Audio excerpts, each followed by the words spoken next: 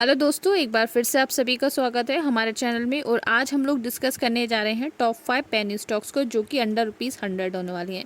तो penny stocks कुछ इस तरीके के स्टॉक्स होते हैं जिनका मार्केट कैप कम होता है। साथ ही साथ अगर हम बात करें और चीज़ों की उनकी, तो इनमें पोटेंशियल होता है ग्रोथ का, यानी कि फास्टेस्ट ग्रोइंग स्टॉक्स होते हैं, यानी कि इनमें कैपेबिलिटी होती है कि ये जल्दी से मल्टी बैगर बन जाए। लेकिन यहाँ पर फंडामेंटल्स को जानकर उनको फाइंड आउट करना बहुत एक ट्रिकी क्वेश्चन होता है, क्योंकि मार्केट में बहुत सारे पेनी स्टॉक्स पहले से अवेलेबल हैं। उनमें से जो गोल्डन स्टॉक्स हैं, यानी कि जो रियलिटी में ग्रो होने वाले स्टॉक्स हैं, उनको जानना बहुत ज़्यादा थोड़ा सा टफ होता है। तो ऐसे ही 5 स्टॉक्स जो कि फंडामेंटली स्ट्रॉन्ग है और उनके अंदर ग्रोथ पोटेंशियल है, वो मैं आप सभी के लिए लेकर आई हूँ। तो बिना किसी देरी के हम लोग डायरेक्टली उन स्टॉक्स पर चल लेते हैं। साथ ही कोई भी बाय सेल रिकमेंडेशन हमारी तरफ से नहीं है, ये एजुकेशन पर्पज़ के लिए बनाई गई वीडियो है, जिससे कि आप लोग नए नए स्टॉक्स के बारे में जानते रहें। तो फर्स्ट स्टॉक की तरफ हम लोग चल लेते हैं। तो फर्स्ट स्टॉक की मैं बात करूँ तो बेसिकली वायरिंग, यानी कि जो गैल्वेनाइज्ड वायर होते हैं और जो आयरन नेल्स होते हैं जिनको हम यूज़ करते हैं, उनको बनाती है कंपनी। उनका एक बहुत बड़ा प्रोडक्शन हाउस है, बहुत बड़ा मैन्युफैक्चरिंग इनकी यूनिट है।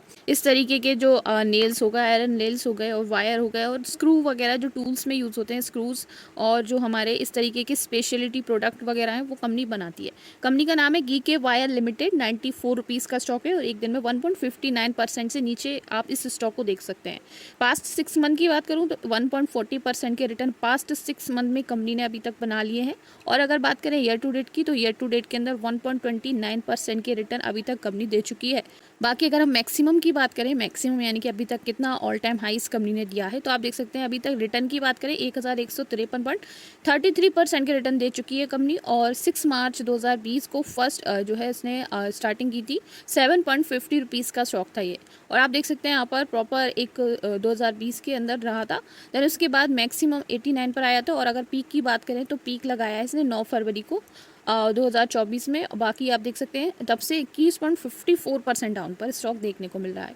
मार्केट कैप इसका ज़्यादा नहीं है, आप देख सकते हैं 490 करोड़ का मार्केट कैप है। प्राइस टू अर्निंग की बात करें 12 की, यहाँ पर प्राइस टू अर्निंग कंपनी की अवेलेबल है। वहीं अगर प्राइस टू बुक वैल्यू की बात करें तो 4.69 की price to book value available है। नंबर ऑफ शेयर्स यहाँ पर कंपनी के 5.23 करोड़ के हैं। बाकी अगर डेट की बात करें तो डेट कंपनी के पास 92.34% की डेट अवेलेबल है। प्रोमोटर्स वगैरह आप देख सकते हैं यहाँ पर सेल्स ग्रोथ 54.85% की है। प्रोमोटर होल्डिंग 59.27 की यहाँ पर प्रोमोटर होल्डिंग अवेलेबल है। अब बात कर लेते हैं कंपनी की प्रॉफिट ग्रोथ और आरओई की, तो 42.02 की यहाँ पर आरओई है और प्रॉफिट ग्रोथ यहाँ पर 171.43% की हुई है। अब बात कर लेते हैं यहाँ पर और चीज़ों की, जैसे कि 5 साल के अंदर जो सेल्स हुई है कंपनी की, वो 26.42% से हुई है। प्रोमोटर्स 59.27% के हैं। पब्लिक यहाँ पर 40.73 की है। एफआईआईज और डीआईआईज कंपनी के पास अभी फिलहाल अवेलेबल नहीं है। अब नेक्स्ट कंपनी की तरफ चल लेते हैं, जिसका नाम है Advani hotels and resort limited. अगर हम इस स्टॉक की बात करें, Advani hotels and resort limited, तो ये stock basically chain of hotels है जो कि गोवा के अंदर सिचुएटेड है। यानी कि साउथ गोवा में एक बहुत बड़ा रिसोर्ट और होटल है जो कि एक नामी ग्रामी है, जो कि आप देख सकते हैं यहाँ पर Advani hotels and resort limited के नाम से है। 71.98 रुपीज़ का स्टॉक है और एक दिन में 0.64% से नीचे आ चुका है। 6 मंथ के अंदर 41.61% के अभी तक इसने रिटर्न दिए हैं पास्ट 6 मंथ के अंदर। बाकी ईयर टू डेट में 37.95% के ईयर टू डेट में अभी तक इसने रिटर्न प्रोवाइड करवा दिए। मैक्सिमम की बात करें तो मैक्सिमम में अभी तक 143.26% के रिटर्न कंपनी दे चुकी है। 2007 का स्टॉक है जब ये 29 पर ट्रैवल करता था, यानी कि 29.59 पर ये स्टॉक था। और अभी आप देख सकते हैं ये स्टॉक जो है अभी 71.98 पर ट्रैवल कर रहा है। 84 तक ही मैक्सिमम गया, मैक्सिमम से भी थोड़ा नीचे आपको देखने को मिल रहा है। अब इसके नंबर्स देख लेते हैं, यानी कि इसके Q4 रिजल्ट को हम लोग देख लेते हैं। तो ये जो अभी मार्च 2024 के अंदर आए हैं अभी, जिसमें सिर्फ रेवेन्यू पॉजिटिव में हमें देखने को मिल रहा है। रेवेन्यू 6.99% से पॉजिटिव है। बाकी net income, diluted EPS, net profit margin और ऑपरेटिंग इनकम यहाँ पर कंपनी की नेगेटिव में देखने को मिल रही है। मार्केट कैप है इसका 663.71 करोड़ का। प्राइस टू अर्निंग यहाँ पर है 26.59 की। प्राइस टू बुक वैल्यू यहाँ पर 9.23 की price to book value available है। कैश कंपनी के पास 3.60 करोड़ का है। बाकी आप चीज़ों को देखें, डेट कंपनी के पास काफ़ी कम है, 0.92 करोड़ की कंपनी के पास डेट अवेलेबल है। प्रोमोटर होल्डिंग की बात करें 50.25% के कंपनी के पास प्रमोटर्स और सेल्स की बात करें तो सेल्स यहाँ पर 92.17% की है। प्रॉफिट ग्रोथ कंपनी का काफ़ी अच्छा है, 339.53 का, ROCE 67.67 की प्रेजेंट है।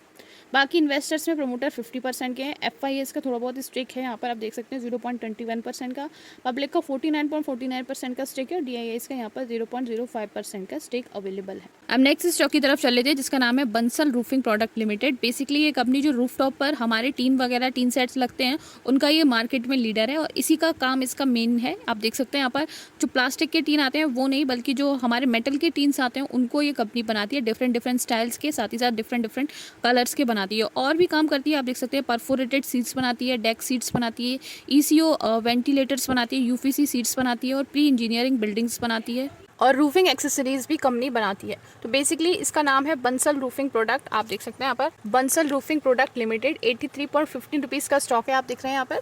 साथ ही साथ आप देखेंगे 0.50% यहाँ पर अपर सर्किट कंपनी ने हिट किया है। 1 मंथ की बात करें तो 1 मंथ में 10.12% के पास्ट मंथ में रिटर्न कंपनी ने अभी तक बना लिए हैं। मैक्सिमम की बात करें, मैक्सिमम 1221.94% के मल्टी बैगर रिटर्न कंपनी दे चुकी है।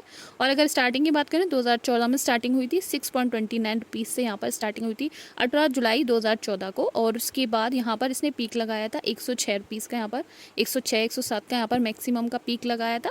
देन उसके बाद अपने 21.92% से नीचे आप देख सकते हैं इस स्टॉक को। और चीज़ों को मैं बता दूं, यहाँ पर मार्केट कैप 109.62 करोड़ का मार्केट कैप है। प्राइस टू अर्निंग यहाँ पर 30.91 की है और नंबर ऑफ शेयर्स 1.32 करोड़ के हैं। प्राइस टू बुक वैल्यू 3.97 की है। डेट कंपनी के पास 6.51 करोड़ की है। प्रमोटर होल्डिंग की बात करें 73.83 के हैं और ROE यहाँ पर 19% की है और प्रॉफिट ग्रोथ यहाँ पर 5.89 की है। ROC यहाँ पर 21.26% की अवेलेबल है।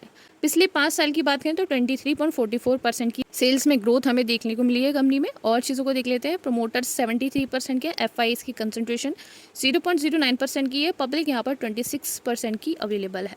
अब नेक्स्ट स्टॉक की तरफ चलें, उस कंपनी का नाम है, बेसिकली आप देख सकते हैं यहाँ पर कंपनी का नाम है रेडिएंट कैश मैनेजमेंट सर्विसेज।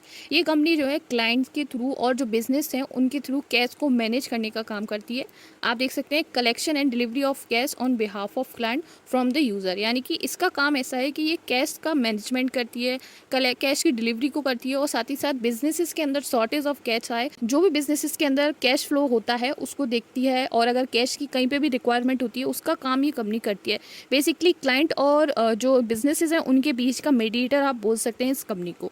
आप देखेंगे यहाँ पर इस कंपनी का नाम है radiant cash management services limited. 81.50 rupees का स्टॉक है।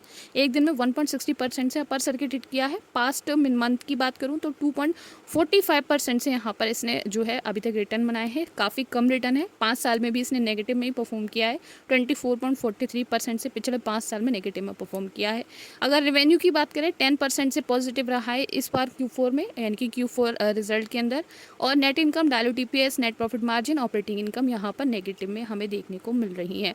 बाकी और चीज़ों को देख लेते हैं। यहाँ पर मार्केट कैप 867.54 करोड़ का है। प्राइस टू अर्निंग 19.09 के, नंबर ऑफ शेयर्स यहाँ पर 10.67 के हैं। प्राइस टू बुक वैल्यू की बात करें 3.42 की price to book value available है कंपनी की। डिविडेंड यहाँ पर 3.08% का डिविडेंड है। नेट प्रॉफिट 62.73 करोड़ का नेट प्रॉफिट अवेलेबल है। और चीज़ों को देखें जैसे कि ROE यहाँ पर 33.93% की है। सेल्स ग्रोथ 24 की है।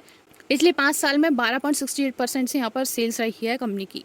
प्रमोटर्स 56% के हैं और DIS यहाँ पर 18% के, FIS 0.13 के हैं, पब्लिक 24.17% की अवेलेबल है। अब लास्ट स्टॉक की तरफ चल लेते हैं जो कि एक बैंक स्टॉक है। आप देख सकते हैं IDFC फर्स्ट बैंक लिमिटेड इस स्टॉक का नाम है और 82 रुपीज़ पर ये ट्रैवल कर रहा है। 0.59% से ये स्टॉक डाउन पर अभी ये देखने को हमें मिल रहा है एक दिन के अंदर। और अगर बात करें यहाँ पर 1 मंथ में किस तरीके के रिटर्न कंपनी ने बनाए हैं तो आप देखेंगे 4.58% के रिटर्न कंपनी ने बनाए हैं 1 मंथ के अंदर और 5 ईयर्स के अंदर कंपनी ने 90% के ही रिटर्न बनाए हैं। बाकी इस स्टॉक को हम लोग इसलिए फोकस कर रहे हैं कि अगर हम बैंक का इस स्टॉक को अगर हम रखते हैं तो हमें लॉन्ग टर्म में अच्छे से रिटर्न देखने को मिल सकते हैं, क्योंकि इसमें अब जो जिस तरीके का अपर सर्किट ये कंपनी हिट कर रही है, यानी कि ओवरऑल अगर आप देखें तो 2023 के बाद अब काफ़ी अच्छा परफॉर्मेंस इस स्टॉक में हमें देखने को मिल रहा है 2024 के अंदर।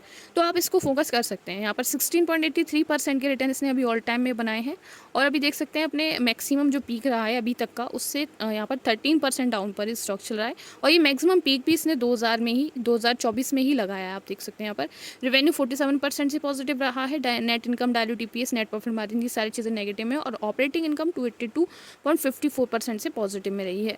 मार्केट कैप 19,539 करोड़ का है और प्राइस अर्निंग 764.21 की है। नंबर ऑफ शेयर्स यहाँ पर 160 करोड़ के हैं। प्राइस टू बुक वैल्यू यहाँ पर 2.05 की है। और चीज़ों को देखें जैसे कि यहाँ पर फेस वैल्यू ₹10 की है। और चीज़ों को दिखा देती हूँ मैं आपको। यहाँ पर डिविडेंड 9.8% का है और यहाँ पर बुक वैल्यू 59.65 की है। डायल्यूट EPS यहाँ पर 0.16 का है। प्रोमोटर होल्डिंग 0% की है। सेल्स ग्रोथ 2153.63 की यहाँ पर सेल्स ग्रोथ अवेलेबल है। पिछले 5 साल में 57.06% के रिटर्न बनाए हैं और पब्लिक यहाँ पर 48% की है। DIAs यहाँ पर 13% के हैं। FIS 20% के हैं। इसके अंदर FIS और DIAs की कंसंट्रेशन बहुत ज़्यादा इंप्रेसिव है इस स्टॉक में अगर हम देखें तो ये भी एक प्लस पॉइंट हो सकता है IDFC फर्स्ट रैंक में इंटरेस्ट दिखाने का, क्योंकि 20% FIS की कंसंट्रेशन बहुत ज़्यादा होती है और DIAs की भी 30% है। 20-30 मिला के 50% स्टेक फॉरेन और डोमेस्टिक के हैं, जो कि पब्लिक से भी ज़्यादा है। तो यहाँ पर प्रोमोटर्स हैं नहीं, लेकिन ये दोनों स्टॉक, ये दोनों जो इन्वेस्टर्स हैं, इंस्टीट्यूशंस हैं, ये इसको स्ट्रॉन्ग बनाते हैं इस स्टॉक को। तो thank you so much for watching. मिलते हैं नेक्स्ट वीडियो में।